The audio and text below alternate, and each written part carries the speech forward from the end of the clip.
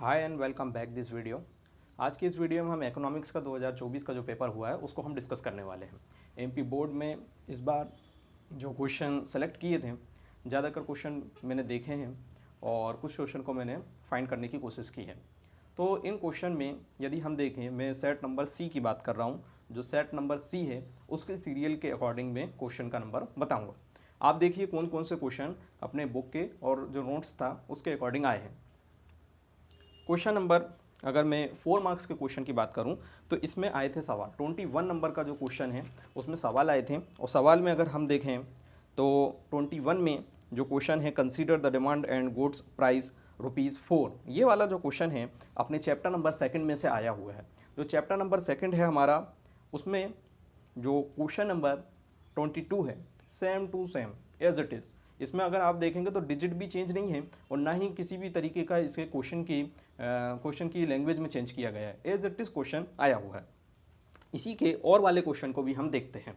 और वाला क्वेश्चन जो आया है, consider a market where just two consumer and suppose their demand for the goods are given as follows. ये जो क्वेश्चन है आपको देखने को मिलेगा, क्वेश्चन नंबर 16 है और चैप्टर नंबर अपना 2 है। तो चैप्टर नंबर 2 का क्वेश्चन नंबर 16 आप देखेंगे तो ये क्वेश्चन आपको दिखेगा। हालांकि अगर आप ध्यान से देखें तो ये क्वेश्चन हमारे गेसिंग पेपर फर्स्ट और गेसिंग पेपर सेकंड दोनों में दिया गया है और क्वार्टरली के एग्जाम में ये पूछा गया क्वेश्चन है और हाफ ईयरली के एग्जाम में भी अगेन एक बार पूछा गया क्वेश्चन है। तो इससे पता चल रहा है कि जैसे मैं इमेज वगैरह में भी इसको लगा दे रहा हूँ, आप देख सकते हैं कॉपी में जो मैंने कराया था वो क्वेश्चन भी इसमें दिखेगा और जो मैंने क्वेश्चन पेपर में दिया था वो क्वेश्चन भी आपको इमेज वगैरह में दिखाई दे रहा होगा। तो इससे ये पता चला कि जो क्वेश्चन हमने कराए थे एज इट इज़ वही क्वेश्चन आपको पेपर में देखने को मिले हैं। अब इसके बाद 22, देखिए मैं सेट नंबर सी का क्वेश्चन नंबर जो है 22 बता रहा हूँ।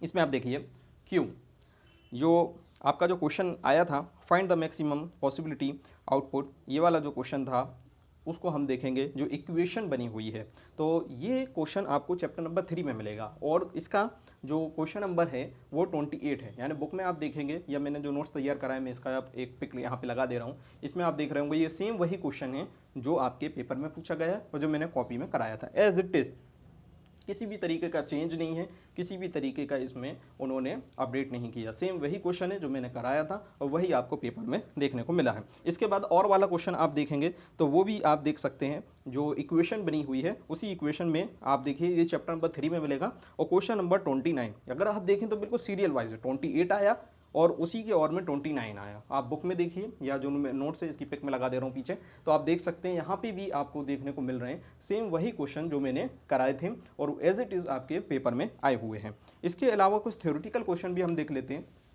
तो इससे ये पता चला कि जो सिलेबस हम पढ़ाते हैं एज इट इज़ वही एमपी बोर्ड पूछता है और उसमें किसी भी तरीके का चेंज नहीं किया जाता है। आप देखिए question number 17, what is the production possibility frontier. तो इसमें ये चैप्टर नंबर 1 में और क्वेश्चन नंबर 3 में आपको देखने को मिलेगा। इसी का और वाला जो क्वेश्चन है, what do you the understand economic analysis, ये चैप्टर नंबर 1 में क्वेश्चन नंबर 6 आपको देखने को मिलेगा। बुक में भी देख सकते हैं और आप चाहें तो जो हमने नोट्स बनाए थे, जो हमने नोटबुक तैयार कराई थी, उसमें भी ये क्वेश्चन देखने को मिलेगा। इसके बाद देखिए question number 18, explain market equilibrium. ये हमने बार बार अगेन रिवीजन में भी तैयार करवाया है, क्वेश्चन में भी पूछा गया है और आपको अगर मैं बताऊं हमारे जो क्वार्टरली और हाफ ईयरली का एग्जाम हुआ था उसमें भी ये क्वेश्चन बार बार पूछा गया और टेस्ट सीरीज जो चली थी उसमें भी ये क्वेश्चन बार बार पूछा गया था। सेम वही क्वेश्चन, किसी भी तरीके का चेंज नहीं है और जो क्वेश्चन की लैंग्वेज है वो तक चेंज नहीं है। Chapter number 5 question number 1, chapter number 5 में जब क्वेश्चन नंबर 1 ढूंढेंगे तो ये वही क्वेश्चन है जो हमने कराया था। इसके और में वाला जो क्वेश्चन है,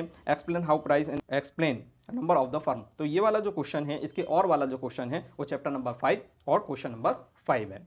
इसके बाद देखिए क्वेश्चन नंबर 19, इसमें इफेक्टिव डिमांड का मीनिंग पूछा गया था जो कि चैप्टर नंबर 4 में दिया है और क्वेश्चन नंबर इसका 4 है। जो मैक्रो इकोनॉमिक्स की बुक है उसमें आप देखिए चैप्टर नंबर आपका 4 है और क्वेश्चन नंबर आपका क्या होगा 4 है। ये मैक्रो इकोनॉमिक्स, इसी के और वाला क्वेश्चन ये बहुत बार याद कराया था। और वाला question explain paradox of thrift, ये याद भी कराया था और हमारे जो पेपर है हाफ ईयरली का और क्वार्टरली का उसमें भी ये बार बार हमने पूछा था ताकि बच्चों को अच्छे से याद हो जाए। तो सेम वही क्वेश्चन एमपी बोर्ड ने भी पूछा। क्वेश्चन नंबर आपका 6 है और चैप्टर नंबर 4 है। तो चैप्टर नंबर 4 का क्वेश्चन नंबर 6 मैक्रो इकोनॉमिक्स में आप देखेंगे सेम वही क्वेश्चन है। इसके बाद और में आप देखिए क्वेश्चन नंबर 20। क्वेश्चन नंबर 20 है what are the instrumental of the monetary policy of RBI. RBI में आप देखिए चैप्टर नंबर जो है आपका 3 है मैक्रो इकोनॉमिक्स का। मैक्रो इकोनॉमिक्स का चैप्टर नंबर 3 क्वेश्चन नंबर 9।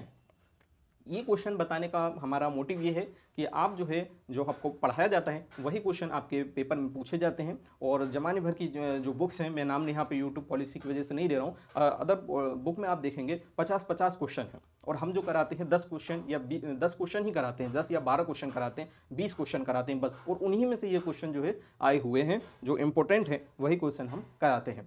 और अगर आप हमसे पढ़ते हैं तो आपको सारी जो कोर्स है इसका सिलेबस दिया जाएगा, इसका पीडीएफ वगैरह प्रिंट आउट आपको दिया जाएगा और उसमें पूरे जो सिलेक्टेड क्वेश्चन है वो आपको बताए जाएंगे जिस तरीके से इस पेपर में आते हैं। अब आप देखिए क्वेश्चन नंबर 12। क्वेश्चन नंबर 12 में क्या पूछा गया है, right the meaning of the price elasticity of demand. ये आपका चैप्टर नंबर 2 है और ये माइक्रो इकोनॉमिक्स का चैप्टर नंबर 2 है। इसमें क्वेश्चन नंबर 21 आपको करना है, जो कि देखिए इसमें क्या हुआ था, जैसा क्वेश्चन आपको बुक में देखने को मिल रहा है या जो हमने आंसर शीट में या आपको जो नोट्स बनवाए उसमें दिया हुआ है, सेम वैसा ही क्वेश्चन आपसे पूछा गया। कितने नंबर में? 2 नंबर में पूछा गया।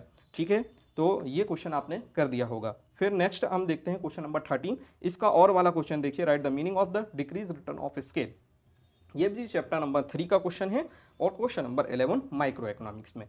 Chapter number 3 question number 11 micro economics में ये आपको देखने को मिलेगा। इसके अलावा जो है बहुत सारे क्वेश्चन ऐसे हैं जो हमने कराए हैं और आपकी बुक में से सिलेक्टेड क्वेश्चन जो हमने दिए थे और आपका जो हाफ ईयरली का एग्जाम है और क्वार्टरली के एग्जाम में जो हमने पूछे थे सेम वही क्वेश्चन आपको पेपर में देखने को मिलता है। इसके बाद एक्सप्लेन द डिमोनेटाइजेशन, ये आपके पेज नंबर बुक का जो मैक्रो इकोनॉमिक्स है उसका पेज नंबर 49 है और इसमें चैप्टर नंबर 3 है। तो मैक्रो इकोनॉमिक्स का चैप्टर नंबर 3 निकालेंगे, उसमें पेज नंबर 49 पे देखेंगे तो डिमोनेटाइजेशन का पूरा आपको आंसर देखने को मिलेगा।